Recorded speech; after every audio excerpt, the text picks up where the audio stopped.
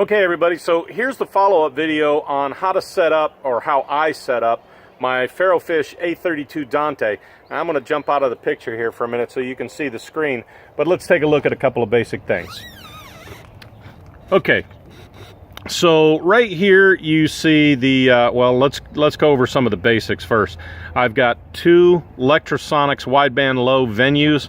I'm running a 688, and down here just off frame I've got a CL12 control surface, and I'm running Wingman just to make all of my visual stuff easier. And down here on the laptop I've got Boom Recorder running as my digital backup. So back over here to the Ferrofish. You can see the screens right here are pretty simple. There's your analog input, analog output, digital input, digital output.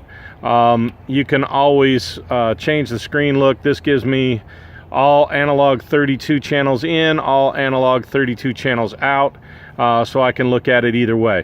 For my workflow, I like to look at the analog in and out, and then digital in and out. That way I can see all my individual tracks right here. Now you may be wondering why I have these two channels over here. One of these is my mix track and the other one is my time code track.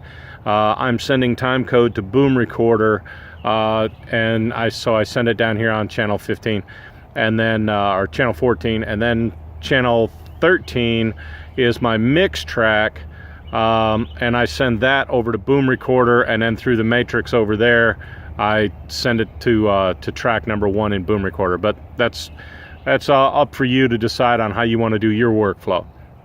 So looking at the meters here, this is track 1.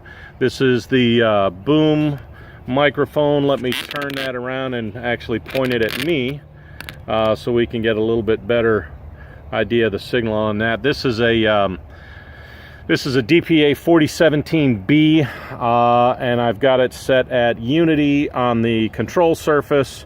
And if you look down here at track 1 on the 688, gain is set to right around 1 o'clock, maybe 1:30 on the, if you're looking at it as a clock face. And then and that's hitting the it's hitting the venue at just under, let's see if I can get the get zoomed in on that just a little bit. You can see that's hitting the venue, just, you know, a nice solid audio chain, but not clipping. I've got that set at 0 dB. If we look at my inputs on the inputs on the venue, basically everything's set at 0 dB all the way across. And then I can go up here to the Ferrofish. Let's see if it'll focus in again. Come on, up here, focus. Jeez Louise. Let's pull the menu up to settings, inputs.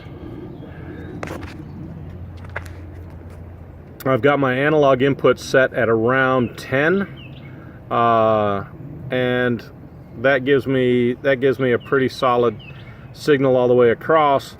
Much love and thanks to Bloss and Chris out in LA for giving me these baseline settings. Once I've got that set, I can go back and look at my output levels, because they're also individually adjustable. I've got my output set at around 12. My mix track is set pretty low because I want to have a little bit lower mix track. Excuse me, sorry about that. So I've got my output set at around 12, and what that gives me is a pretty solid signal all the way across on the 688, but it also gives me a ton of headroom, so I can get really, really, really loud, and it's just barely getting into the upper levels, but not hitting the limiters. There are no limiters in the Ferrofish, so again, I can get really, really loud and I'm not pegging anything out there. So it gives me a lot of dynamic range, and it doesn't cause any clipping or distortion at all in the signal chain. So use these as your baseline settings if you like. Everything, of course, will tweak and be adjusted based on your particular workflow and how you like to mix. And there you go. Look, guys, thank you so much. If you have any more questions about the Ferrofish, the A32 Dante, give me a buzz, hit me up, email me. I'm on Facebook at Atlanta Sound Guy, or you can email me at atlantasoundguy@gmail.com. Hit me up, let me know what you think, let me know what you want to do, ask me some questions. If I can't answer them, I'll point you to somebody who can. Thank you so much. Have a great day.